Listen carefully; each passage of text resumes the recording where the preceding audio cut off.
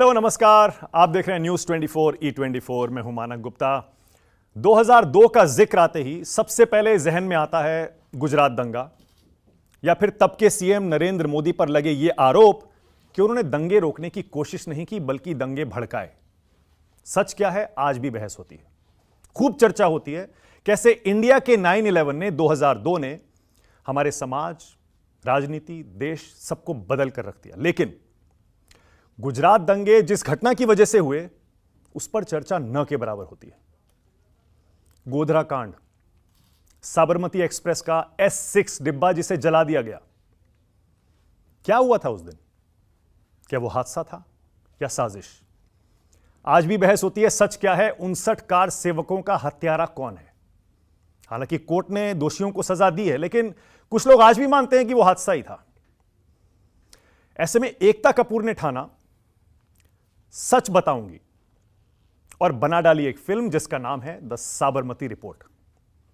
और 3 बेहतरीन एक्टर्स इस फिल्म के लिए एकता कपूर ने चुने, जो आज मेरे साथ यहां स्टूडियो में बैठे हुए हैं। विक्रांत मैसी, राशि खन्ना, रिद्धि डोगरा। बहुत स्वागत आप तीनों का। Thank you so much. Thank you. तो विक्रांत से शुरू करते हैं। जी सर। इतना सीरियस सब्जेक्ट, सेंसिटिव सब्जेक्ट है वो, आपको डर नहीं लगा? मैं एकता होती तो उनसे भी यही पूछता। नहीं सर, लगा, एक्चुअली लगा, बिल्कुल लगा, और आज भी लग रहा है। क्योंकि जैसे आपने कहा कि ये बहुत ही सेंसिटिव मुद्दा है, ये हमारे देश का 9/11 है। और ये भी आपने बिल्कुल सही कहा कि जब भी 2002 की बात होती है तो दंगों की बात होती है, लेकिन उन दंगों के जेनेसिस के बारे में बात नहीं होती। और क्योंकि ख़ास तौर पे सोशल मीडिया की वजह से जो आज एक माहौल है कि या तो आप लेफ़्ट हैं या तो आप राइट हैं, और इंसानियत के नाते आप अगर कुछ करना भी चाहते हैं तो आप उस जाल में फंस जाते हैं। और एक्टरों के ऊपर और फिल्म इंडस्ट्री के ऊपर तो वैसे ही एक मतलब आप समझ लीजिए कि बहुत ही डिफ़िकल्ट टाइम चल रहा है। नहीं चलती है 24/7 चल रही है। हर एक शब्द को ऐसे देखा जाता है, ये क्या बोला, ये क्यों बोला, ये फिल्म क्यों की, इस फिल्म में ये डायलॉग क्यों बोला। इसीलिए मैंने पूछा, जब आपने साइन की, आपको अप्रोच किया गया, एकदम से हाँ किया था या 2-4 दिन सोचा था करूं? या मैंने आप कम से कम मैंने 2 हफ्ते लिए थे, क्योंकि स्क्रिप्ट के साथ साथ हमें रिसर्च मटेरियल भी प्रोवाइड किया गया। तो जब रिसर्च मटेरियल हमें प्रोवाइड किया गया तो एकता जी ने हमसे ये भी कहा था कि सिर्फ कहानी देखकर या कहानी पढ़कर मैं नहीं चाहती कि तुम ये डिसीजन लो, मैं तुम्हें इस कहानी को कोरोबोरेट करने के लिए रिसर्च मटेरियल भी दे रही हूँ। वो पढ़ना, इंटरनेट का इस्तेमाल करना और फिर डिसीजन लेना।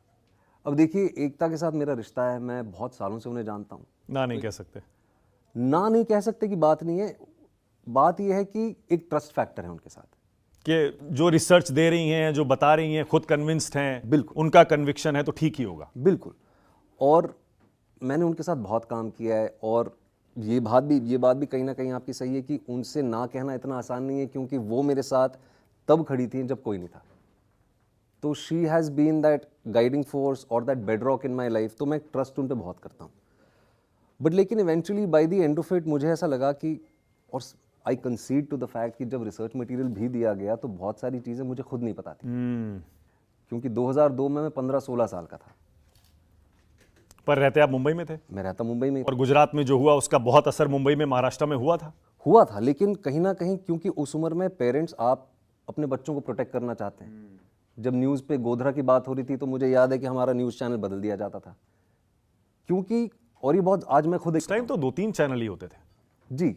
एक इंग्लिश चैनल था शायद, और मुश्किल से 2 हिंदी चैनल थे। मुझे एग्जैक्टली नहीं पता, ये आपको पता होगा, लेकिन मुझे इतना पता है कि जब 93 भी जब हुआ था, मैं बहुत छोटा था, तब हमारे घर वालों ने, और जाहिर सी बात है हर पेरेंट यही करेगा, आज मेरा भी एक बच्चा है, कल को अगर ऐसा माहौल होगा तो मैं उसको प्रोटेक्ट करने की कोशिश करूँगा। राइट।